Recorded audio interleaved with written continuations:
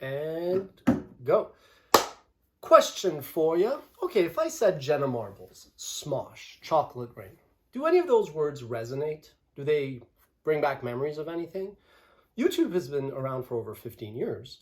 And so some of the early pioneering creators that helped build the platform, created the community that prospered into what it is today, are no longer necessarily active on the platform, right?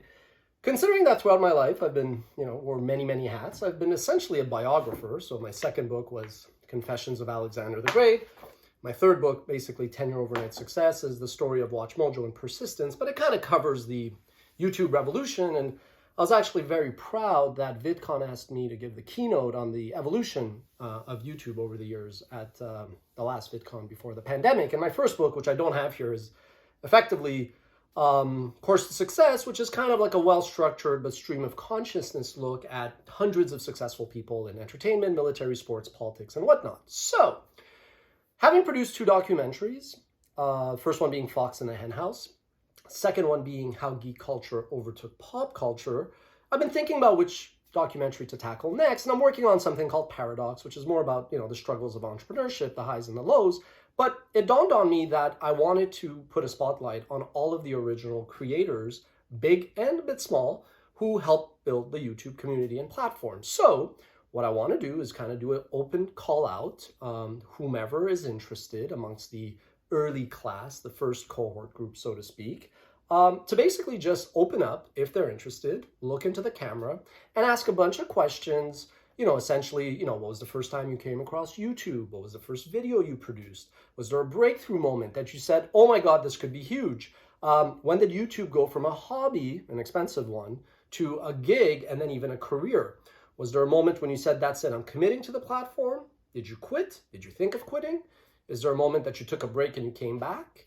How do you look back at the platform, maybe if you're no longer active? And if you're still active, how has that changed for you? I remember Grace Helbig recently talking about how she no longer really liked what she was producing and she needed to take a break.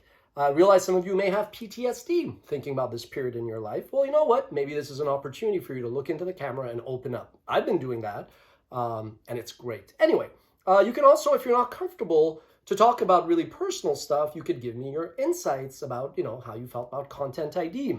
Lord knows I have some experience there.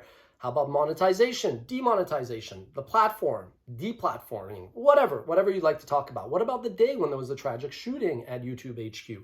Did it kind of strike a nerve with you? Did it not? All to say, this is what I've done all my life. Even before we focused on top 10s at WatchMojo, we were doing biographies and profiles on the people, places, and things that you are passionate about, that people, research and love.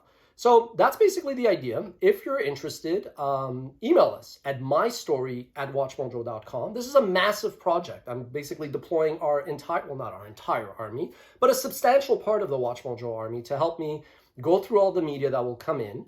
I'm assuming it'll be 5, 10, 20 minute, ideally 5 to 15 minute, I think is the sweet spot, footage that then we're going to pour through. And also to put it into context, it's basically what I'm aiming to do is replicate the oral history that I read on SNL, MTV, and ESPN to create the oral history of YouTube, which, depending on the material, could either be just a video or it may also be a companion book. As some of you know, just a parentheses, we launched the WatchMojo Foundation, Mojo Gives. Depending on how much resources we put into this, a substantial part of this will probably be going to Mojo Gives. And supporting causes that I think a lot of us probably have dealt with in terms of anxiety and stress and, just the general madness and craziness of building one's career, especially in some of our cases, having a cast of employees to support on the platform.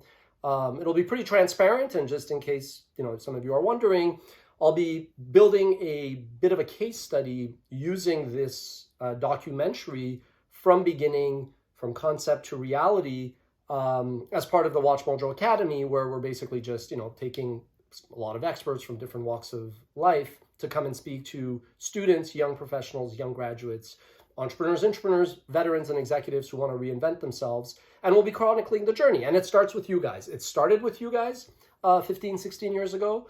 And if you're interested, I was going to call it Your Story, but since you're talking to the camera, it should be called My Story. On that note, I've been trying to keep these short and sweet. My time is up. Email us, mystory@watchmojo.com for the next steps.